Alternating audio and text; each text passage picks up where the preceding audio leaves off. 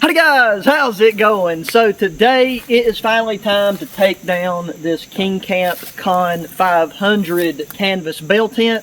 So we've had this thing set up now for somewhere right between 8 and 9 months. So now last year, or I should say the previous year, we took and done a full 1 year length setup with the White Duck Outdoors canvas wall tent. And then after that 1 year period, we immediately took and set up this King Camp bale tent to be our base camp here in the mountains. And I do got to say, I am really impressed with how this thing held up, because unlike we had with the White Duck wall tent, this one did not have any type of additional rain fly. But now we did run into one minor issue. So I've not got to camp out in this thing in the past few months because it has been extremely hot and humid. All of that humidity and week-long blocks of just consistent, constant rain that we was getting did lead to this thing getting some mold and mildew on it. And that is also in part due to the fact that we are underneath the canopy and this thing has been primarily shaded.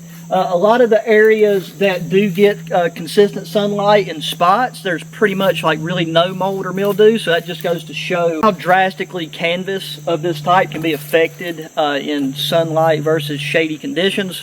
But overall, the materials of this thing has held up great. I did come out during those multiple months that we wasn't camping in it to come out and make sure the guy lines were stretched out. Only had, after one really strong windstorm, just had one of the stakeout points in the back get pulled out of the ground. But overall, this thing being set up for that long of a duration with minimal maintenance, this thing has held up great, and I really do want to take care of it. So today our only goal is really to get everything that is inside of this took down and packed up. And luckily, unlike that wall tent, this thing is a lot easier to take down, to assemble and disassemble, because really all we have is our door frames here that just unvelcros, and then we'll take it down. There's the one center pole and then all the stakeout points, because I want to just be wadding this thing up, putting it on the back of our four-wheeler here, and then once I get it back home, we're going to set it up in a field, because I'm going to need to take and spray this thing down with a vinegar solution and scrub it and let it just sunbathe for a while, and that should completely remedy our mold and mildew, because it's really not that bad, especially compared to some of the tents and stuff I've seen after doing research on the best way to go about cleaning this, because this is the first time I've had it happen to this scale. I've cleaned some mold and mildew spots off of gear before that just happened in a small area due to me missing some moisture or something, but this one going to kind of need to scrub the whole top canvas layer. That's what we're doing. We're going to see how it turns out, so let's get to it. So yeah, this is what the interior is looking like.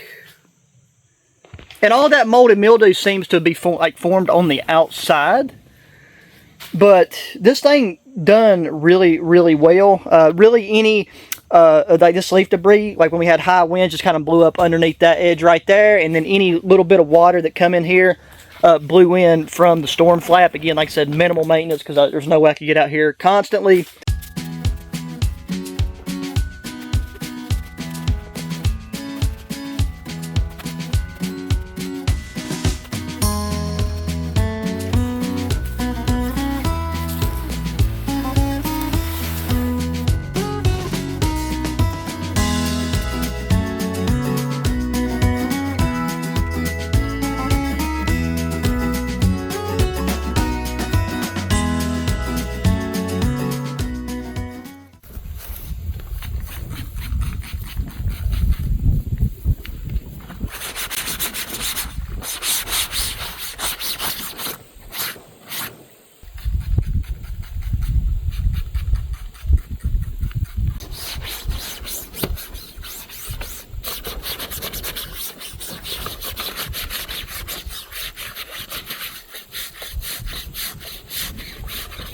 Okay guys, so fast forward about a week from when we took this thing down out of the woods, and we pretty much got it ready to take down and pack up. So now, as far as killing the mold, one of the best things that you can do based off the research that I've done, again, I've never had to deal with it on canvas to this extent, but just being in UV light after taking and spraying the whole thing down with vinegar, all of the mold spores on it seem to be dead, and scientifically should be dead. Although certain areas of the canvas are going to be pretty much permanently stained. I'm sure there's a way you could do like a really deep wash and like retreatment to get some of that original color back and remove some of the stains.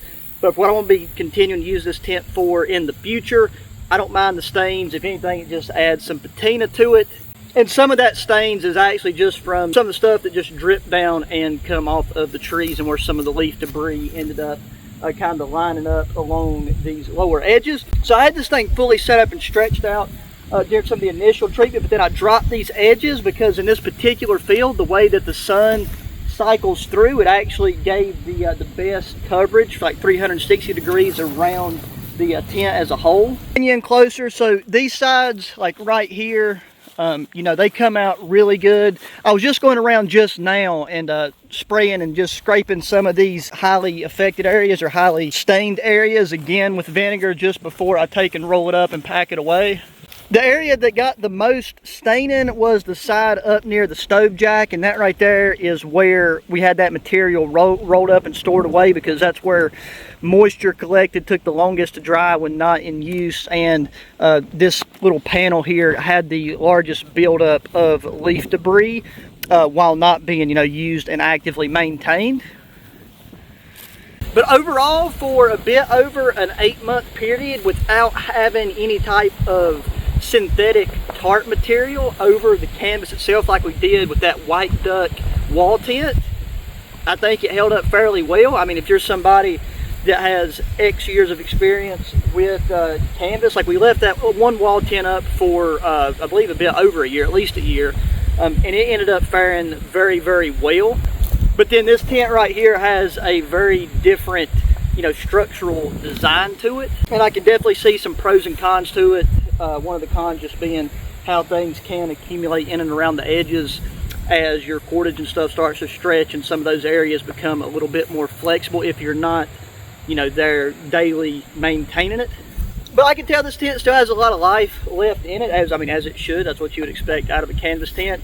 But just having this thing up for a straight 8-month long period of time in a shaded area, you know, that's going to typically surpass what any one person would use this for over the course of 5+ years, if you're just taking something like this out you know, a couple of times a year. Because there was no issues with any of the mesh, there was no issues with any of the sewing, any of the tie out points. Flooring held up great. So yeah, just aside from that bit of discoloration, and I do want to go ahead and pack this thing up today, because you don't want to have this thing in direct, you know, sunlight, UV light, like I've had this for an extended period of time, because that will degrade the canvas faster than anything. But it was just a great chance to make sure that this mold stuff got a lot of UV exposure to kill it, along with the pure distilled vinegar. The vinegar was not watered down.